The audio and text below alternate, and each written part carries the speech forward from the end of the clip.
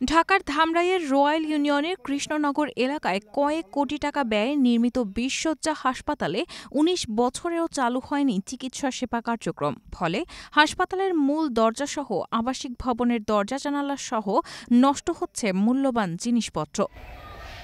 উপজেলার রয়্যাল ইউনিয়নের প্রত্যন্ত অঞ্চলে গ্রামের সাধারণ মানুষদের চিকিৎসা সেবা দেয়ার প্রত্যয় নিয়ে সরকারি অর্থে ২০০৬ সালে প্রায় ৪ একর জায়গায় আধুনিক মানের ২০ শয্যা বিশিষ্ট হাসপাতাল প্রতিষ্ঠা করেন স্বাস্থ্য ও পরিবার কল্যাণ মন্ত্রণালয়ের নির্মাণ ও রক্ষণাবেক্ষণ ব্যবস্থাপনা ইউনিটের সাবেক প্রধান প্রকৌশলী কর্নেল মোহাম্মদ ফয়জুল রশিদ মৃধা পিএসসি। হাসপাতালের প্রধান ভবনসহ নির্মাণ করা হয়েছে চিকিৎসকদের আবাসিক ভবন, গাড়ির গ্যারেজ, পানির পাম্পসহ অন্যান্য সবকিছু। হাসপাতাল অতি দূরত্ব চালু হইলে আমাদের এলাকাবাসীর লেগে সুবিধা ভালো, সেবাটা পাইব ভালো মতন। অনেক দূরে লাগে হাসপাতালে আমাদের কোনো একটা সমস্যা হইলে রাত বিরাতে বাড়ি পাশে হাসপাতালটা চালু হইলে অত লেগে ভালো আমাকে।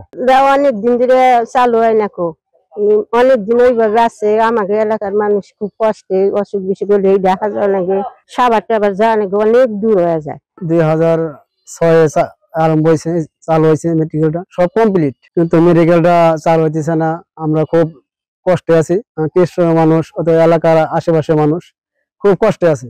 মেডিকেল চালু হইলে পারে আগে ইসলামপুর যাওয়ার লাগে না, সাভার যাওয়ার লাগে না, যাতায়াত মানে আমাদের রাস্তাঘাট খুব ভালো না, যাতায়াত খুব খারাপ অবস্থা। তবে হাসপাতালটি দ্রুত চালু করার প্রয়োজনীয় প্রক্রিয়া চলমান রয়েছে বলে জানিয়েছেন উপজেলা স্বাস্থ্য কর্মকর্তা ডাক্তার মঞ্জুর আল মোর্শেদ। দীর্ঘদিন ধরেই আসলে পরিত্যক্ত অবস্থায় বলা যায় পড়ে আছে। তো এর জন্য আমরা অনেকবারই চিঠি দিয়েছি এবং শীঘ্রই এর বিষয়ে মন্ত্রণালয় থেকেও নির্দেশনা এসেছে। জনস্বাস্থ্য প্রকৌশল অধিদপ্তর যেটা, তার মাধ্যমে বরাদ্দ দিয়ে সেখানে একটা কার্যক্রম হবে। আমরা যেটা তথ্য পেয়েছি যে জানুয়ারির মধ্যে কাজ শুরু হবে। বরাদ্দ আসা যে সরকারি যে রুলস রেগুলেশন আছে সেগুলোর মধ্যে জানুয়ারির মধ্যে আশা করা যায় যে এটা কার্যক্রম শুরু হবে। হাসপাতালটি চালু না হওয়ায় হাসপাতালের মাঠে গরু ছাগল লালন পালন করছেন স্থানীয়রা। চারদিকে ছেয়ে গেছে জঙ্গলে, মনে হয় যেন ভূতের বাড়ি। সংকট কাটিয়ে দ্রুত চালু হবে হাসপাতালটি, এমনটাই প্রত্যাশা এলাকাবাসীর।